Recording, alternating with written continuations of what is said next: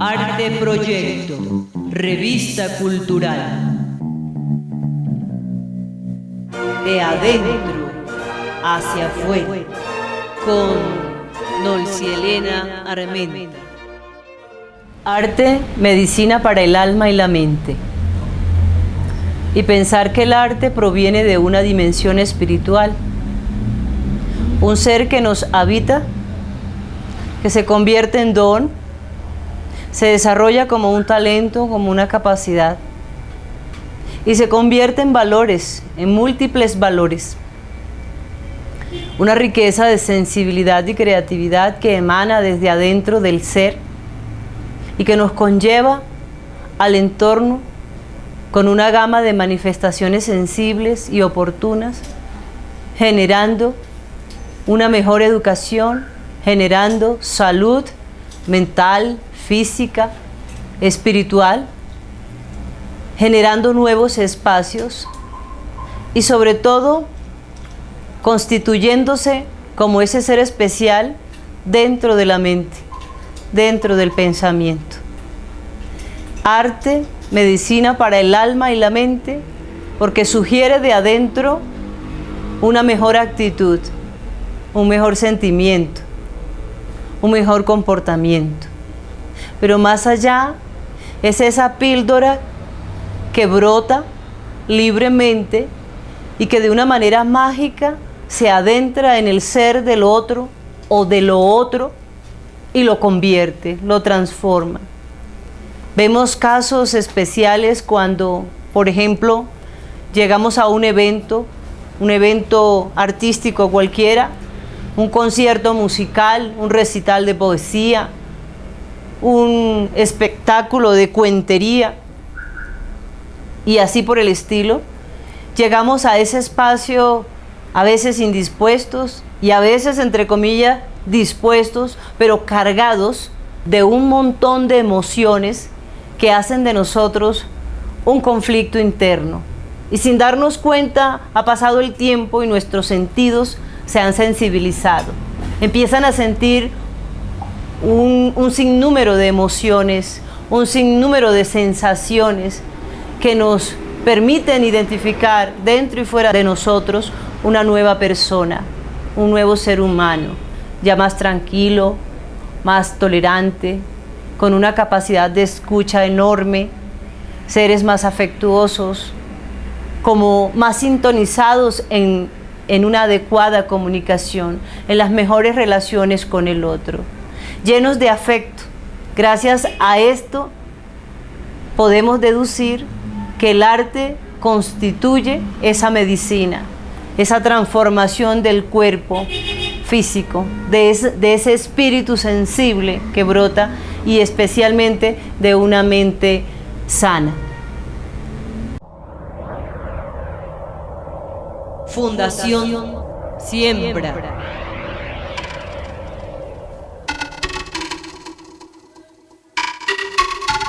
El ser en el hacer.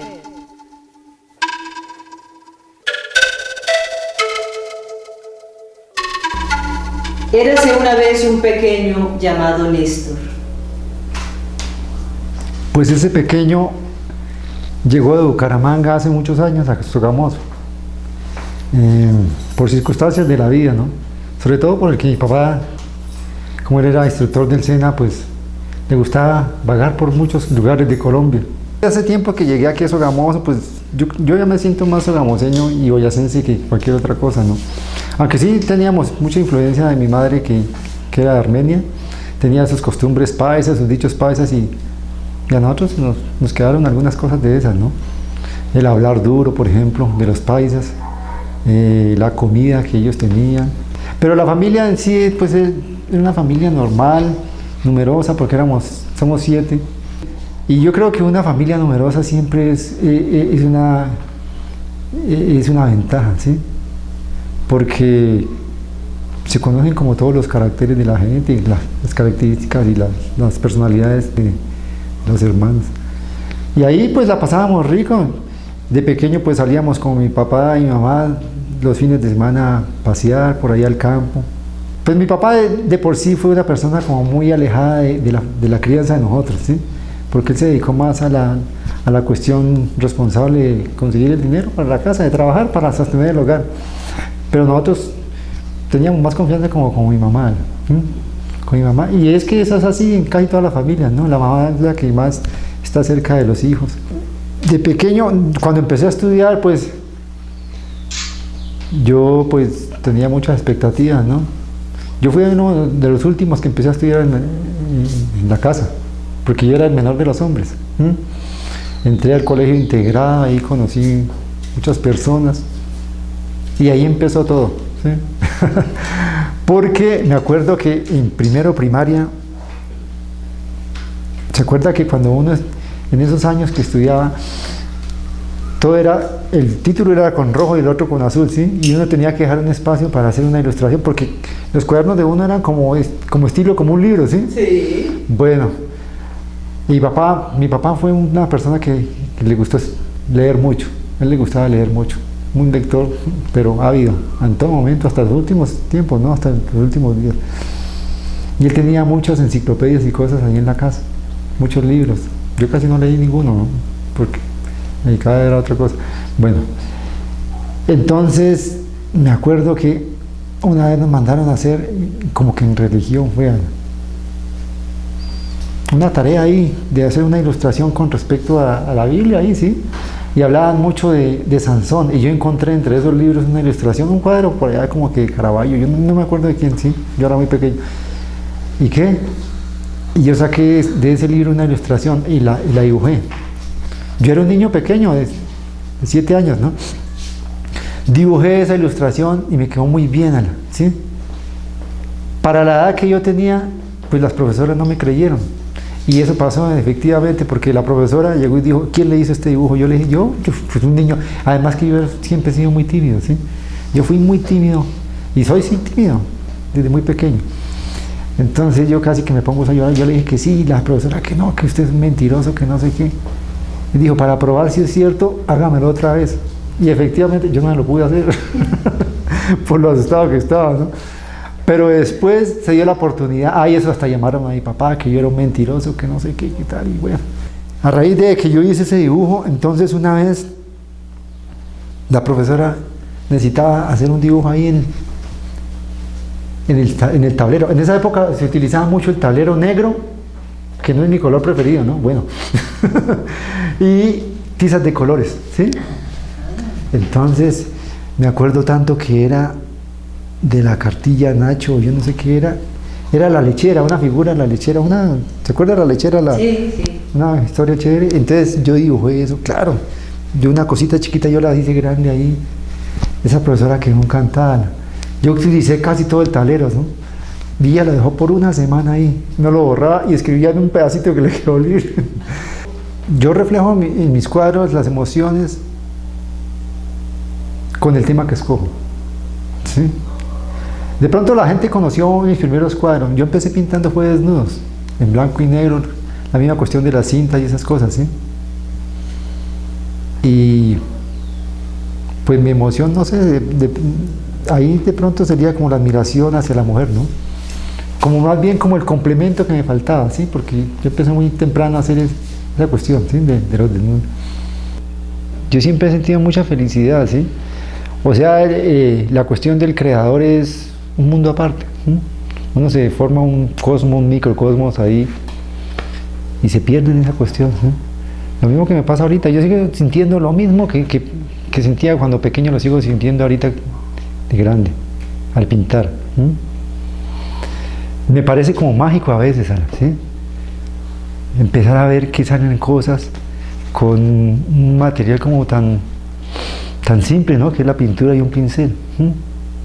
Y a veces pienso que es que yo incluso he pensado que a veces me doy cuenta que de pronto yo no soy el que pinto, sino que algo como externo que me ayuda, ¿sí? Porque, a ver, les cuento, una de las cosas más difíciles para pintar, que me costaba mucho trabajo, era pintar rostros. Y ahora lo hago con una facilidad. Yo, por ejemplo, no podía hacer los ojos de nadie con esa vivacidad, con esa expresión de realismo que se ve ahorita, ¿no? era muy difícil, pero después con el tiempo ya fui como experimentando. Toda la observación, ¿no es cierto, Alan? Toda la observación y la práctica, hace un maestro, como dicen por ahí. Sí, y entonces fui descubriendo más o menos esas cosas, pero todo fue tan natural, Alan. Yo empecé a conocer varias técnicas, ¿no? Que eran la cuestión de artística que manejaban los profesores en el Reyes Patria. Un profesor que me influenció mucho fue Florentino Vega. Muy buen profesor, ¿no? Muy buen dibujante. Yo empecé a dibujar con carboncillo, lápiz, y me gustaba mucho, ¿no? Me gustaban mucho esas técnicas porque yo veía que era muy fácil, ¿sí? O sea que yo tenía mucha facilidad para esa técnica. El óleo lo vine a conocer fue por pura casualidad, ¿sí? Por puro, ¿cómo se dice? Por puro accidente, ¿sí? Con un amigo que incluso yo no pensé que pintara, ¿sí? Por allá en el barrio Campo Amor, ¿sí? Pues a mí me habían hablado del óleo, no sé qué, yo veía, pero decía, no, es que eso debe ser como difícil, ¿no? ¿Cómo va a hacer una sombra uno con un pincel, ¿sí? ¿Cómo va a hacer un brillo? ¿Cómo va a hacer que algo se vea realista con pinceles? Es muy difícil, ¿sí? Como siempre había manejado, yo siempre había manejado era lápiz, ¿sí? Lápiz, carboncillo, e incluso hasta acuarelas no, témpera, ¿sí? Pero eran cosas muy planas, muy elementales, ¿sí? Y yo descubrí el óleo con ese amigo, Carlos se llama porque por ahí está todavía. Una vez me llevó a la casa, me dijo, venga, mira cómo es que yo pinto. Y a raíz de ese momento fue que yo empecé como esa inquietud, ¿no? A ver si yo podía hacer algo con eso, ¿sí? Y me metí lleno ahí un día, a ver qué hacía. Y lo logré. Empecé fue pintando con pintura roseta, ¿sí? De esa para tela, ¿sí? Esa acrílica. Porque yo no sabía que el óleo necesitaba un aceite especial, alguna cosa, ¿sí? Pues unos elementos especiales, unas esencias y unas cosas ahí. Ni siquiera sabía cómo se preparaba el bastidor y toda esa cuestión, ¿no? Todo eso lo fui aprendiendo sobre todo investigando, ¿sí? Cogía libros, estudiaba, leía, de ahí. Y empecé a experimentar y vi que eso no era una cosa del otro mundo, sino que era algo relativamente más fácil de lo que yo estaba haciendo con lápiz, ¿sí? Porque usted podía repasar, podía durar incluso varios días, meses incluso, perfeccionando un cuadro, ¿no? Como el óleo es una técnica que seca tan lento, ¿sí? Pues uno podía seguir ahí trabajando sobre un mismo cuadro, lo que quisiera, ¿sí? Y así fue que yo empecé fue pintando desnudos. De una vez me metí por lo grande, ¿sí? Porque en el arte dicen que hay tres temas que son los importantes a tratar, ¿no? El retrato, los caballos y el desnudo. El que maneja eso dice que es, mucho según la crítica y todo, dicen que el que maneja esos temas pues es un buen pintor, ¿no? O sea, puede llegar a ser alguien, ¿sí? Yo empecé con el desnudo y ahí me colaboró mucho Roberto Ávila, el hermano de Lucía, ¿sí? Con fotos y con cosas, ¿sí? Claro. Y yo dije, pues, como yo era bueno en carboncillo, quiero hacer lo mismo que hago en carboncillo, pero al óleo. Entonces de ahí vino la idea de ¿qué? De pintar los cuadros en blanco y negro. La gente me ha preguntado, ¿por qué pinto en blanco y negro? ¿Sí? Pues la cuestión era que yo quería hacer eso, hacer lo mismo que hacía en carboncillo, pero al óleo. ¿Por qué el óleo? Porque el óleo, pues, es una técnica más duradera, ¿no? Además que yo vi la facilidad que era de hacer las cosas que yo hacía con lápiz al óleo, y eso me pareció extraordinario, ¿no? Pero también no quería que el cuadro quedara muy monótono, muy monocromático, sino que quería que tuviera algunos visos alegres. Entonces ahí surgió lo de la cinta, ¿no? La cinta también representa como las ataduras de esta vida, ¿no? Lo que nos ata a nosotros, a la vida, ¿no? Que es tan sutil, incluso la misma vida es tan sutil, ¿no? Que en cualquier momento se puede cortar esa cinta y se le termina la vida a uno. El agua, por ejemplo, todos mis cuadros tienen agua, ¿sí? Gotas de agua. ¿Qué representa? La vida. Sin agua no hay vida, ¿no es cierto? Esos son como las características y el estilo que escogí. Y salió como por casualidad también, ¿no? No es que me haya tenido que poner a matarme los sesos para sacar esa cuestión, sino que salió por casualidad. Más que todo lo hice por el realismo con que se ven las cosas, ¿no? Y siempre he buscado que los cuadros se vean realistas. ¿Por qué pinto personajes? ¿Por qué pinto gente? Porque la gente es importante, ¿sí? ¿Qué es más importante que el ser humano en la vida? No hay nada más importante, ¿sí? Entonces por eso aparece, cualquier tipo de ser humano aparece en mis cuadros. El niño, el anciano, el mendigo, la gente. Por ejemplo, hay un cuadro que tengo, aparece un desplazado y se le ve la tristeza tan grande. Eso me llamó la atención, ¿sí? La mirada de esa persona. Traté de captar esa mirada y yo creo que sí lo logré, ¿no? Porque la gente siente tristeza. Alguna gente me ha dicho que yo soy muy triste, de pronto soy muy, sí, como muy melancólico en lo que pinto, ¿sí? Y expreso y de pronto transmito eso también. Pero eso ya se acabó porque ahora estoy pintando a color. Eso está muy bien. Ahora estoy pintando a color y la gente dice que ahora sí soy feliz. Y de pronto sí, porque claro que sigo pintando con la misma felicidad de siempre, pero esta nueva etapa me está llenando de mucha alegría, de mucho optimismo. No por lo que esté pensando en los dividendos ni en la parte económica, porque yo nunca pensaba en eso, ¿sí? Yo pinto es para mí, ¿sí?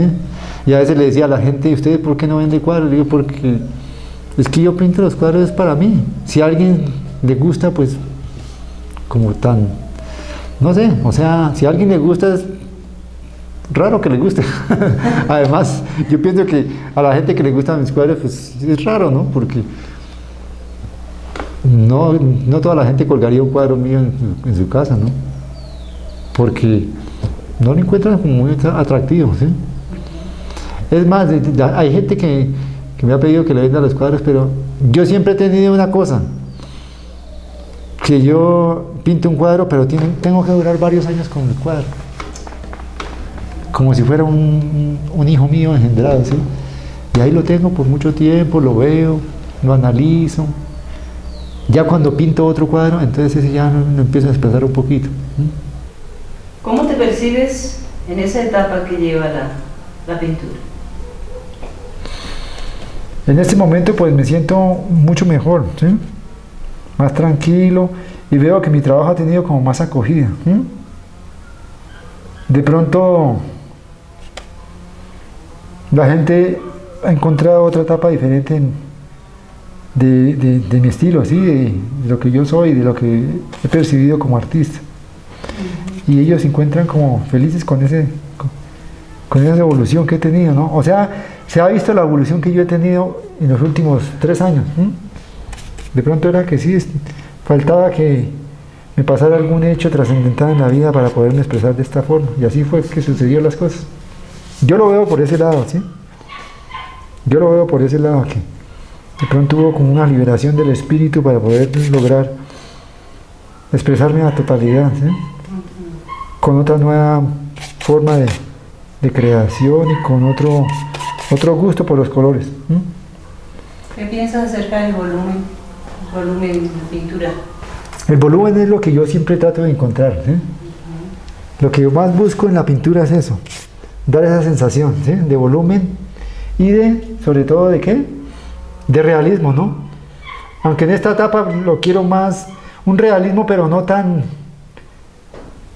explícito, ¿sí? Sino más bien insinuado. Me gusta mucho, por ejemplo, la pincelada. Yo antes criticaba mucho esto, sí, que la pincelada se viera en un cuadro, pero ahora me fascina mucho, y es lo que quiero seguir haciendo, hasta donde pueda y hasta donde Dios quiera que suceda. Fundación Siembra.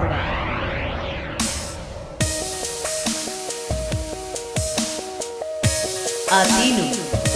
Conduce Nolcielena Armenta. Hoy en Atino, Fernando de la Montaña. Bienvenido. Muchas gracias, Nossi, por tu invitación. Ojalá que sea un programa muy agradable y que podamos compartir a través de la palabra ideas, proyectos de ese territorio maravilloso, el Valle del Sol. Sí, claro que sí.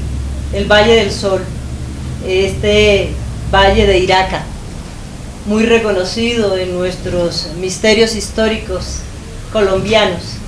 ¿Por qué Fernando de la Montaña? ¿A dónde va? ¿De dónde viene ese ser sensible?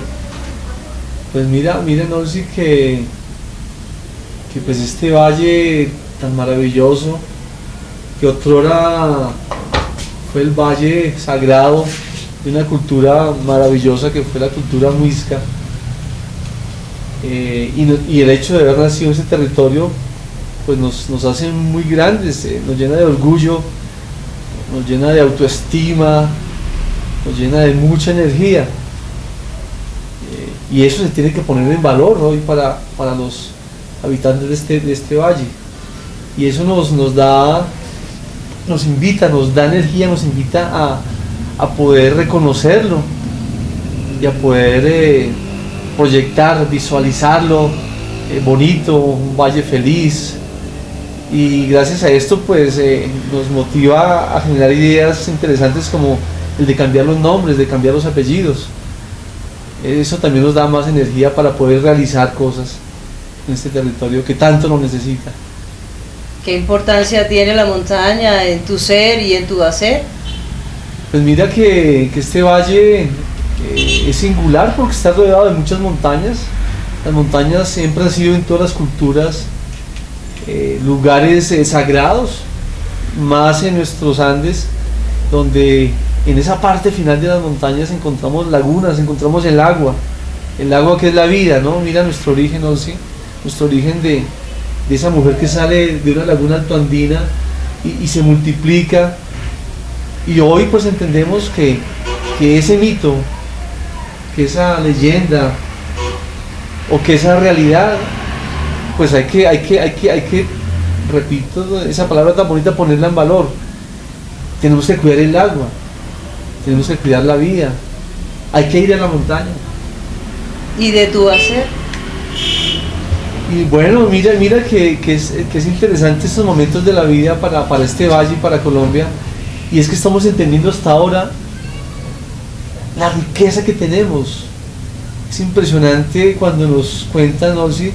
Que tenemos la mayor diversidad en aves, y el ave significa semillas. Cuando nos dicen que somos el primer lugar en anfibios, que son unos seres que nos dan un índice de riqueza ambiental, ¿no? Nos hablan que somos un país segundo en mariposas, en mamíferos, y datos como este que uno queda impresionado, ¿no?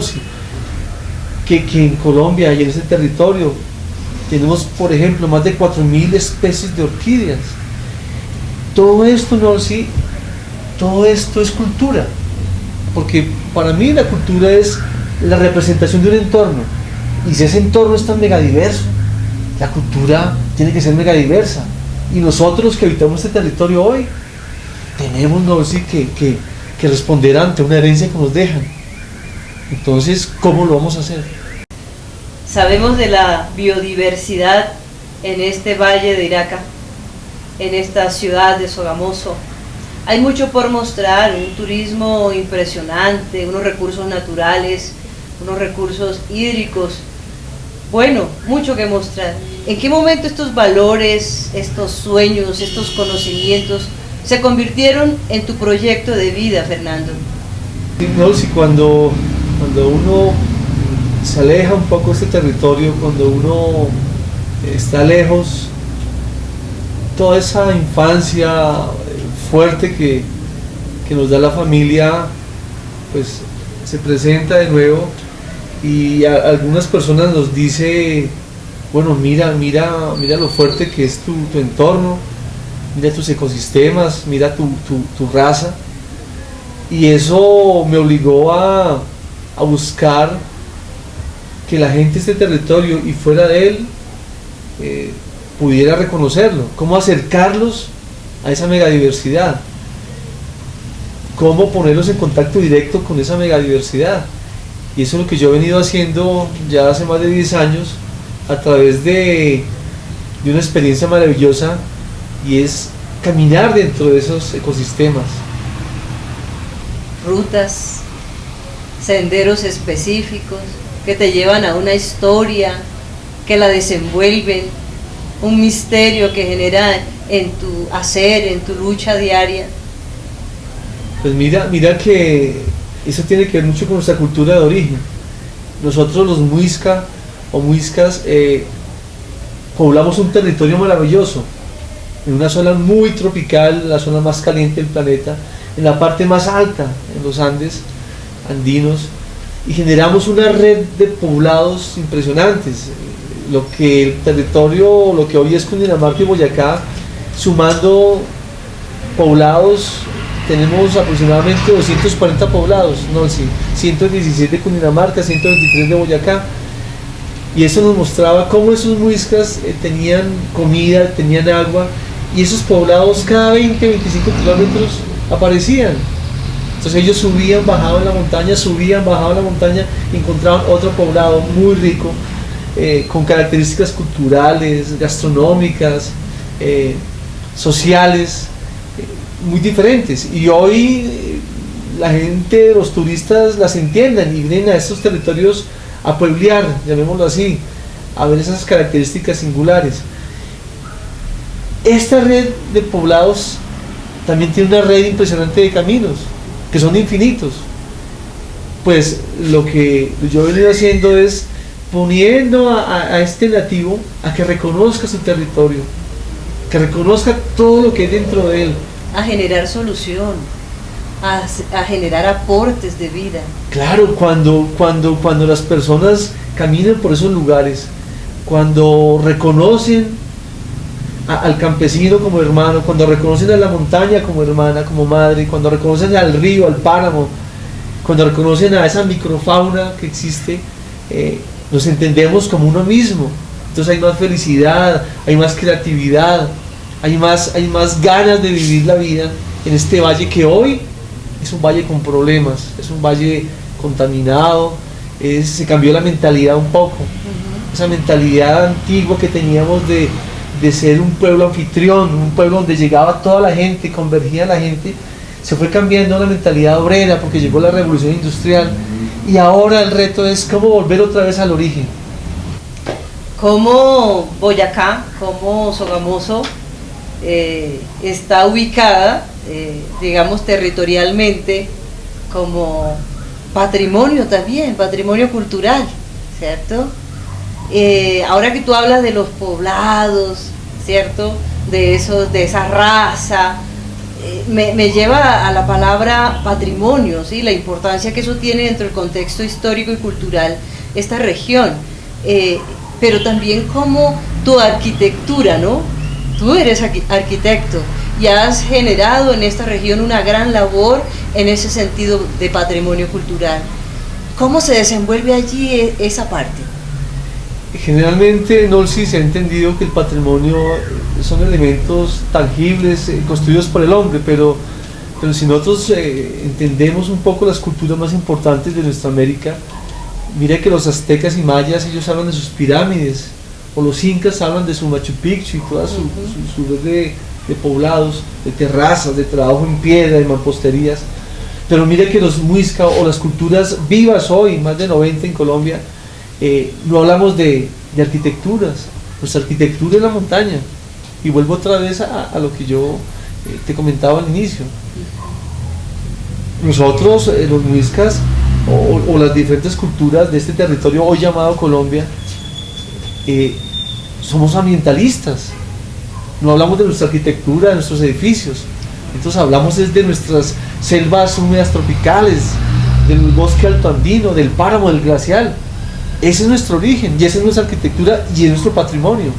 Claro que sí, llegaron los españoles y nos hacen perder ese maravilloso patrimonio, además de nuestra palabra, de nuestra lengua, que es terrible, y nos traen una arquitectura española, mano de obra nativa, materiales nativos, y nos hacen ver que esos pueblos mágicos, pueblos maravillosos, pueblos patrimonio, es lo que vale, y las iglesias y las casas, y es importante, y se le ha dado, creo que hasta el día de hoy, se le ha dado hasta el dinero para cuidar ese patrimonio. Pero yo como arquitecto ahora intento entender y enseñar que el patrimonio es el bosque nativo, es el camino, ¿cierto? Es la palabra ancestral, son esos círculos de palabra que hoy se ven, es el tabaco, es el jayo, ¿cierto? Es la piedra, es la roca, es el río.